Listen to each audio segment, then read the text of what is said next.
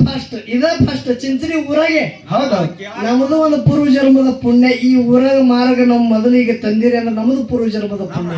ಹೌದು ಹೌದು ಹಾ ಮಾಯಮ್ಮ ತಾಯಿ ಆಶೀರ್ವಾದ ಅದ. ಮಾಯಮ್ಮ ತಾಯಿ ನಿಮಗೆ ನೀವು ನಮಗೆ ಹೇಳ್ಬೇಕಂದ್ರೆ ನಮ್ದು ಒಂದು ಪೂರ್ವ ಜನ್ಮದ ಪುಣ್ಯ ಅದ. ಹೌದು ಹೌದು ಮಾಸಿದಣ್ಣ ಏನಾತ್ರಿಪ್ಪ? ಹೇಳ್ತಾರ ಮಹಾತ್ಮರು, ಏನ್ ಹೇಳಿದ್ರು? ಭಕ್ತಿ ಇಲ್ಲದ ಬಡವ ನಾನಯ್ಯ, ಹೌದಾ? ಕಕ್ಕಯ್ಯನ ಮನೆಯಲ್ಲೂ ಬೇಡಿದೆ, ಹೌದು ಹೌದು ಚೆನ್ನಯ್ಯನ ಮನೆಯಲ್ಲೂ ಬೇಡಿದೆ, ಹೌದು ದಾಸಯ್ಯನ ಮನೆಯಲ್ಲೂ ಬೇಡಿದೆ. ಹೌದು ಎಲ್ಲ ಪುರಂದರರು ಕೂಡಿ ಭಕ್ತಿಯ ಭಿಕ್ಷವನ್ನು ಇಕ್ಕಿದಡೆ ಎನ್ನ ಪಾತ್ರೆ ತುಂಬಿತ್ತು ನೋಡ ಕೂಡಲ ಸಂಗಮ ದೇವ.